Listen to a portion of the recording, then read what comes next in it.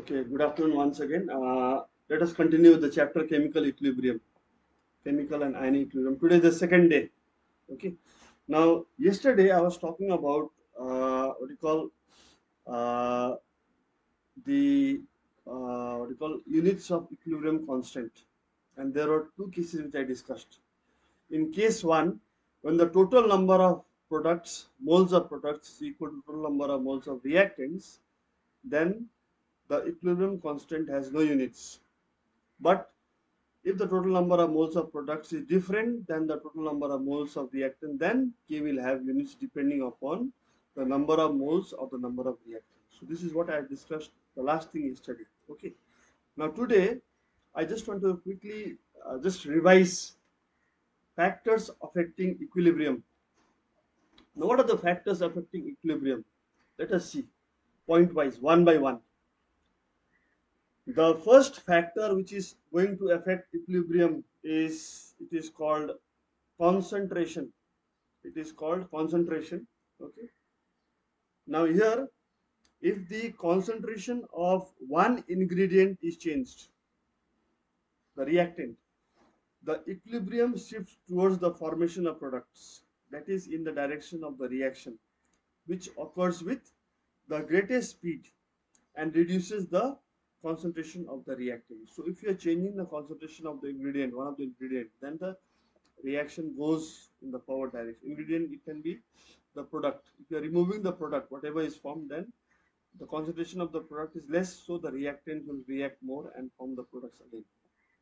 The second factor, temperature. Change in temperature shifts the equilibrium to the favorable side, that is towards the endothermic side, and vice versa. So temperature is also affecting equilibrium. After that, the third factor is pressure. The pressure change affects only on those systems where in at least one of the substances in the gaseous state. So pressure is going to affect only systems which are in gaseous state. Otherwise, if it is a solid state, it will not affect. If it is a liquid state, it will affect slightly. As the pressure increases, the equilibrium shifts in the direction of decreasing the amount of gaseous substances, that is towards the fewer moles of gaseous substances and vice versa. So these three factors are affecting the equilibrium constant. But if you look at the fourth one, that is catalyst, please keep in mind properly, this will be the question always. Okay, catalyst does not affect two equilibrium.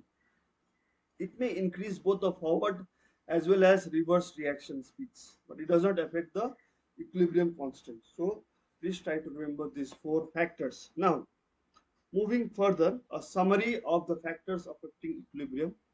If you look at the first one over here, concentration, change in concentration. If the concentration is changed, the equilibrium constant, there is no change. The equilibrium position also does not change. It changes. This one changes. If there is change in pressure, the equilibrium constant, there is no change. The equilibrium position changes to the favorable side. Addition of catalyst, there is no change in the constant as well as no change in the equilibrium position both. Whereas if there is change in temperature, the change in temperature causes a change in the constant, equilibrium constant, as well as the equilibrium position. So this is a very important summarized chart for you all to remember the factors affecting equilibrium due to the various influences like concentration. The first one is concentration, the second one is pressure, the third one is catalyst, and the fourth one is temperature. So these are the influences which affect the equilibrium and the equilibrium constant. Okay. Now look at the next slide. Factors affecting equilibrium, it has been summarized in this manner. Okay, are nature, concentration, pressure, temperature, surface area of what reactant, and the presence of catalyst. Okay. So the important ones are concentration, pressure, temperature, and you can talk about catalyst also. The others are also important, like surface area also plays a very important role in equilibrium position. Okay. Now, after this, I would like to discuss about equilibrium constant in terms of partial pressures. On the next slide, look at the next slide. This I would like to do it and show it to you because this is important for class 11 and for the examination point. When I say examination point of view, I mean I'm talking about the ISC examination or as well as all the competitive examinations. Now, when do we express equilibrium constant in terms of partial pressure? That is important to understand. Whenever there is a reversible chemical reaction, remember that whenever there is a reversible reversible chemical reaction, and this reversible chemical reaction is happening in a gaseous state, then only the equilibrium constant K, it is expressed in terms of partial pressure. It is expressed in terms of partial pressure. Now, just to understand this properly, let me show you a very small derivation. So let us find the expression for a general reaction. For example, if I take a gaseous reaction like this, say small a, capital A in the gaseous state, plus small b, capital B in the gaseous state. These are the reactants, and they are reacting reversibly in a reversible reaction in a gaseous state. They are producing small c, capital C in the gaseous state, plus small d, capital D in the gaseous state. So this is a general gaseous reaction. So let us try to get the equilibrium constant for this reaction. So to work out the expression, we have to do some consideration. Let PA, PB, PC and PD be the equilibrium partial pressures partial pressures partial pressures of A, B, C and D. So this is the first assumption we have to make. We have to assume this. Now, if we apply the law of mass action and the law of chemical equilibrium, so to the above equation, this equation, to the equation 1, on applying on applying on applying law of mass action and law of chemical equilibrium chemical equilibrium on applying law of mass action and law of chemical equilibrium to equation 1, to this above equation. So we can write down the value of the relation, the formula for equilibrium constant Kp. This Kp means equilibrium constant in terms of partial pressure in this manner. Kp will be equal to partial pressure of C, capital C, raised to small c, raised to its stoichiometric coefficient, multiplied by partial pressure of D. These are the products. These are the products. Okay, raised to the power of small d, divided by partial pressure of A raised to the power of small a into partial pressure of B raised to the power of small b. So this is the expression. This is the expression for writing the equilibrium constant in terms of partial pressure for a general gaseous reaction. So this I can make it as equation 2. Now, if you take an example, of a particular gaseous reaction, for example, let me introduce one slide over here. Let me take one example. For example, if I take, say, the reaction between nitrogen gas and hydrogen gas in the Haber's process, reacting reversibly to produce ammonia gas. So for this reaction, Kp can be written as partial pressure of product is ammonia. So I write over here NH3. And what is the stoichiometric coefficient of ammonia? It is 2. So I'll raise this partial pressure to the power of 2 divided by the products now. The first product is nitrogen. So partial pressure of nitrogen, okay, to the power of 1.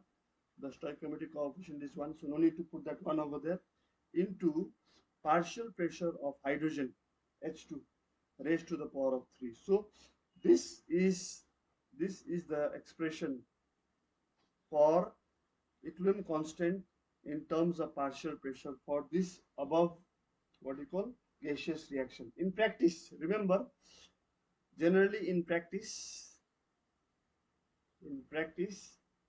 Kc, that is equilibrium constant in terms of concentration, is generally written as K only, written as capital K only.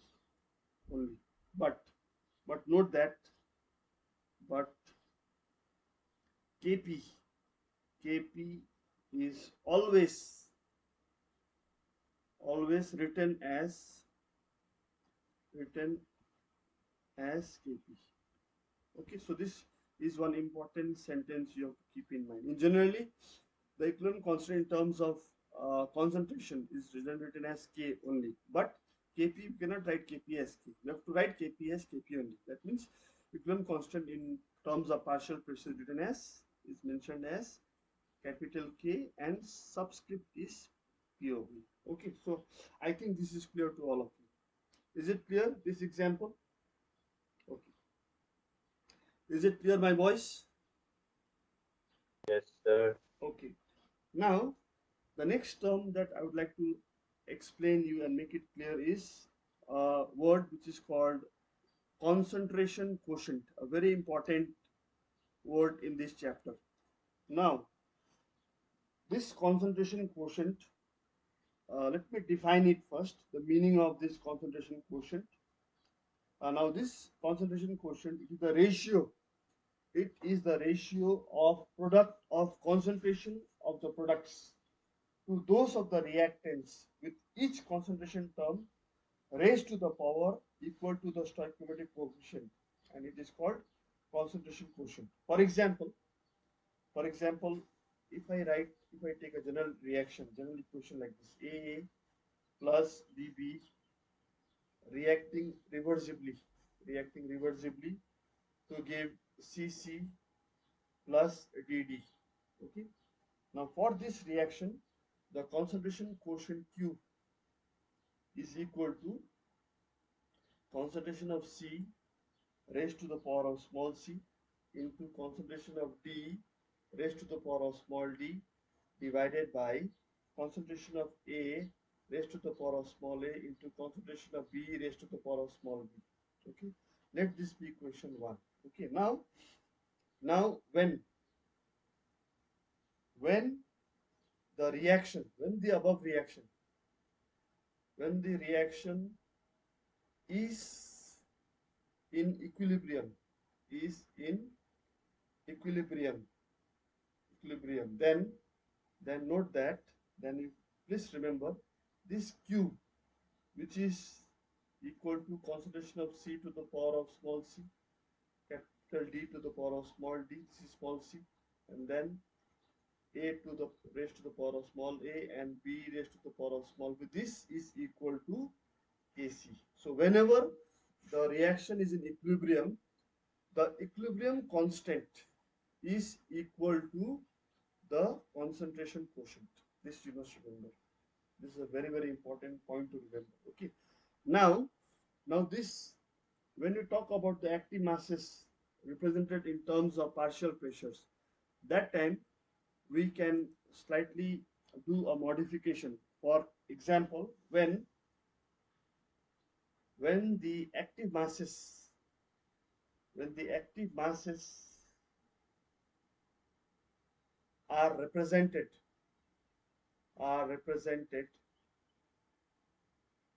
in in partial pressure unit partial pressure unit, then then we can write at equilibrium can write at equilibrium this following expression: QP, the concentration quotient in terms of partial pressure unit. So put a P over here in the subscript. That is equal to partial pressure of C raised to the power of small c, partial pressure of D raised to the power of small d, divided by partial pressure of A raised to the power of small a into partial pressure of B raised to the power of small b, and this will be equal to Kp. Okay, that means we are talking about the gaseous reaction. Now, you might be asking, why is this concentration quotient important? It is important because with the knowledge of this concentration quotient, we can know the status of a reversible reaction. We can know the status. So by knowing this, by having a concept, the concentration quotient, remember, the concentration quotient, QUOTINT quotient, that is capital Q, is significant is significant, in predicting the extent how far extent of a reversible reaction. So by knowing the value of the concentration quotient, we can predict the extent of a reversible reaction. Now let us look at the cases. Let us look at the various cases over here under this reaction quotient. For example, we can have three possibilities. Possibility number one: when the concentration quotient becomes equal to the equilibrium constant, then the reaction is in equilibrium.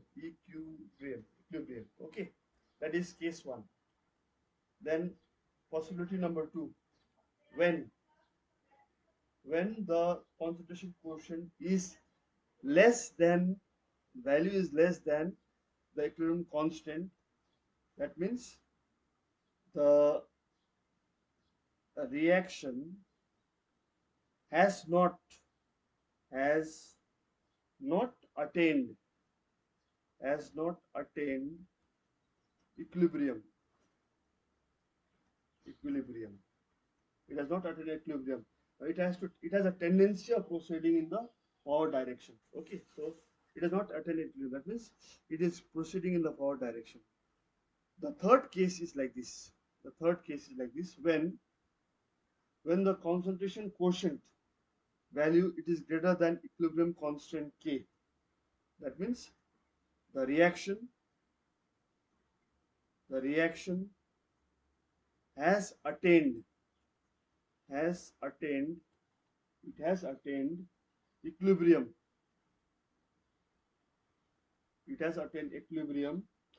And now it has already attained equilibrium. This reaction is in equilibrium.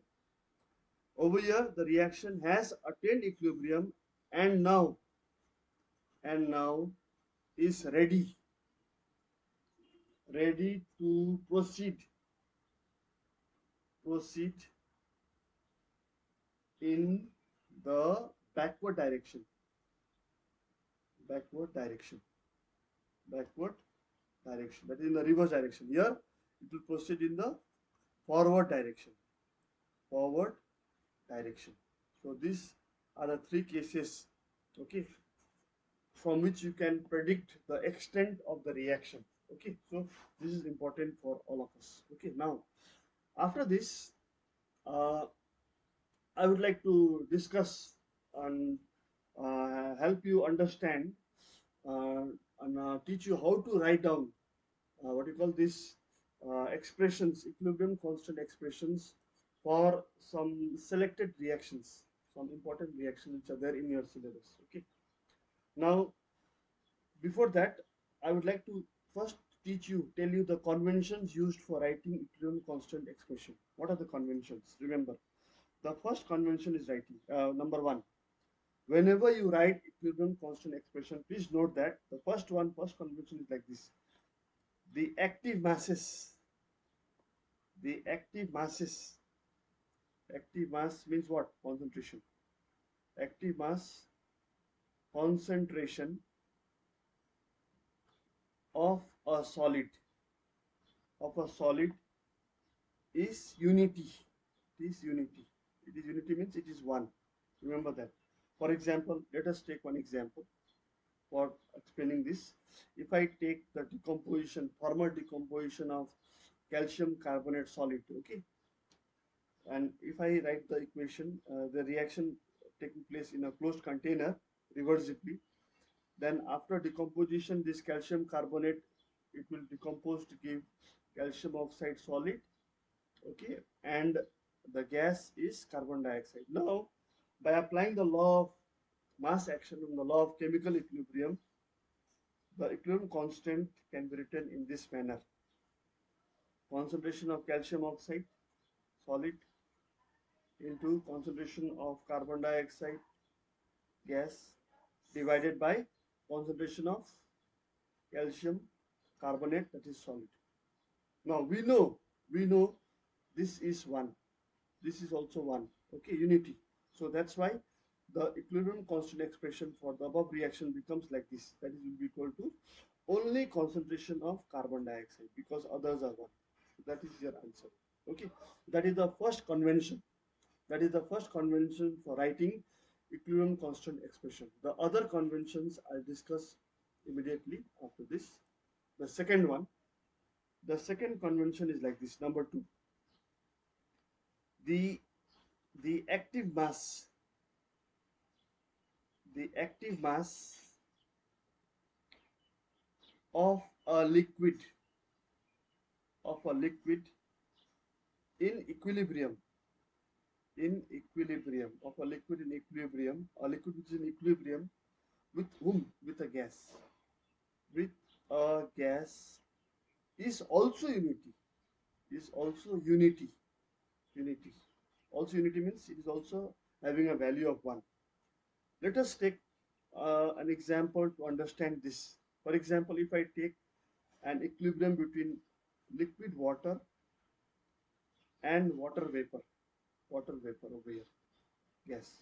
So if you apply the law of mass action and the law of chemical equilibrium to this reaction, then the equilibrium constant can be written like this: K is equal to concentration of water vapor divided by concentration of liquid water. Okay, and we know since this is equal to 1, so this becomes H2O G only. Okay, so the equilibrium constant is directly proportional to the concentration of water vapor only. So this is the second convention which you have to keep in mind while writing expressions for equilibrium constant. Okay, after that the next one, that is number 3. The third convention is like this. Number 3. Now in aqueous medium, in water solutions, in aqueous medium equilibria, equilibria. Whenever there is an aqueous medium equilibria, the active mass, aqueous medium means water is used. The active mass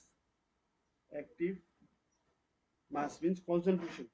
The active mass of water is also taken as unity, which means 1. Now let's understand this by an example. Okay, let me write down a chemical equation, ion equation for the reaction between acetate ions and water. Okay, Now here acetic acid, from acetic acid I will use acetate ion CH3CO minus. This is in aqueous plus, of course, water is used, so water in the liquid state. Reversibly it is combining with the hydrogen ions provided by the water molecules to form acetic acid aqueous plus OH minus aqueous. So if you apply the law of mass action and the law of chemical equilibrium to this above equation, then the equilibrium constant expression becomes like this: K is equal to concentration of acetic acid, this one over here, aqueous, okay, into concentration of hydroxyl ions, aqueous, okay, divided by concentration of acetate ions, CH3COO minus ions in aqueous medium, and concentration of water that is in the liquid state. Now we know this this is 1, this is 1, so instead of this H2L we'll write 1. So we get the final expression for the equilibrium constant for the above reaction after applying the law of mass action and the law of chemical equilibrium. So this equation takes the form, CH3COOH aqueous into concentration of hydroxyl ions aqueous, okay, divided by concentration of acetate ions in the aqueous medium. Okay, that is how we have to write down the expressions by remembering these three conventions. Okay, then you will not make mistakes anywhere. Okay, now I have selected some examples for you all to write the equilibrium constant expression for some reactions on the next slide. Let us do them one by one. Okay, let us look at the first example over here. The first example is the dissociation of dinitrogen tetroxide. Dinitrogen tetroxide, it is gaseous at ordinary room temperature and pressure conditions. So I'm writing down the formula. Dinitrogen tetroxide formula is N2O4. Okay, so it is undergoing dissociation in presence of some temperature. It is dissociating to give two molecules of nitrogen dioxide gas. Okay, now if you apply the law of mass action, the law of chemical equilibrium, the equilibrium constant in terms of concentration can be written in this way: K will be equal to concentration of NO2, nitrogen dioxide in the gaseous state, raised to the power of 2, divided by concentration of N2O4 in the gaseous state. Okay, only this much. This is in terms of concentration, and if you write the equilibrium constant in terms of partial pressure, then the Kp, equilibrium constant in terms of partial pressure, becomes partial pressure of nitrogen dioxide square, okay, divided by partial pressure of dinitrogen tetroxide. So this is the expression. Okay, so this is how we have to express equilibrium constant expression for this reaction. That is one example. Okay, let me give you some more examples. Okay, to make the idea much clearer. The second example that I would like to give you is the dissolution. The second one, dissolution of ammonia gas in water. So I'm writing the equation: ammonia, ammonia aqueous solution. We are adding water to ammonium hydroxide, diluting it. So water is there, liquid. Okay. So here, reversibly, it is producing ammonium ions. Okay, in aqueous medium, plus hydroxyl ions in aqueous medium. Okay, so this is the ionic equation. Okay, now for this, if I proceed further to apply the law of mass action and law of chemical equilibrium, the equilibrium constant expression in terms of concentration becomes like this: K is equal to concentration of this one, ammonium ion, NH4 plus 1 aqueous, into concentration of hydroxyl ions aqueous, divided by concentration of ammonia NH3 aqueous into concentration of water liquid. Now you get some idea over here. This is the concentration of water which is in the liquid state. So for this we have to assume that it is unity. So finally the equilibrium constant expression takes this form over here. It becomes NH4 plus 1 aqueous hydroxyl ions, concentration of hydroxyl ions in aqueous medium divided by concentration of ammonia in aqueous medium into this is gone, so we don't write this. Okay, so this is the expression for the above reaction for the equilibrium constant. Okay, now there are some more examples which I should write it down and make the idea clear for all of you to write the equilibrium constant expressions. Okay, the next one, that is number 4. The fourth equation is like this. Uh, Let me take the reaction between copper metal and silver nitrate solution. Okay, so for this I'm going to write down the ionic equation. So copper metal in the solid state reacting with silver nitrate solution. So for silver nitrate solution we need the silver ions only, Ag plus.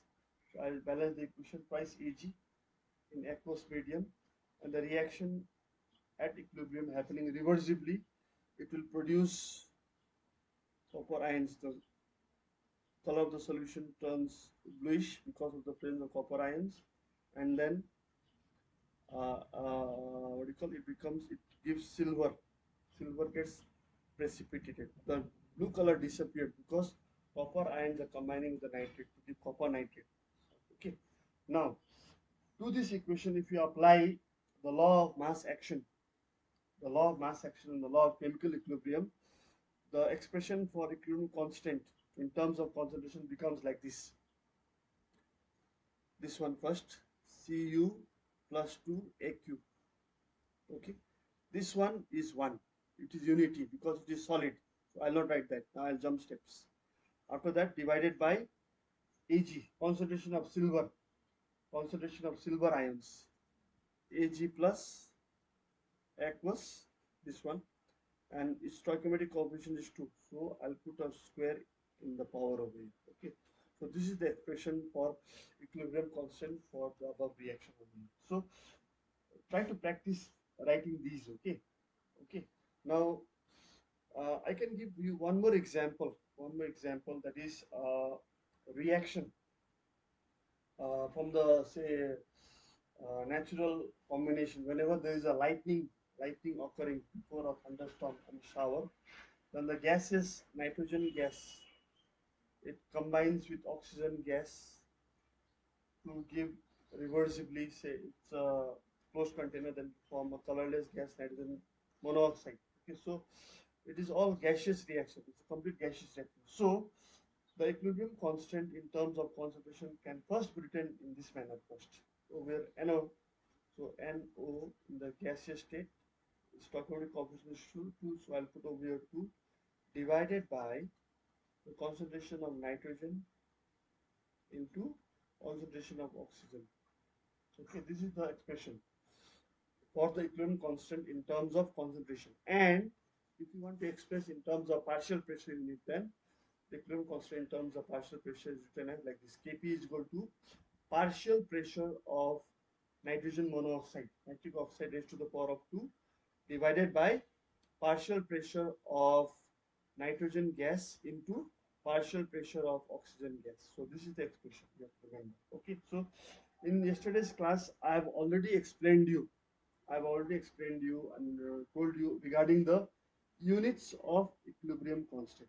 Okay, so now the next thing that I'll do in the next class is I'll teach you how to predict the extent of a reaction, how far the reaction has proceeded by knowing the value of equilibrium constant, because the magnitude of the equilibrium constant is very important in predicting the extent to which a chemical reaction proceeds. So with this much I would like to conclude my class for today here only. Okay, but please hang on over there because I need to record the attendance also. Okay. then you may leave the class after that. Okay, so just hang on.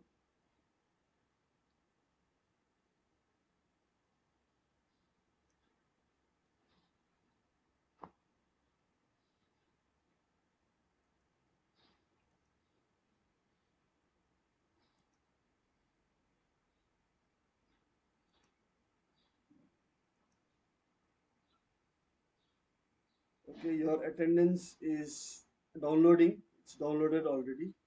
Uh, Thank you, boys. Have a nice day. Thank you, sir. Sir.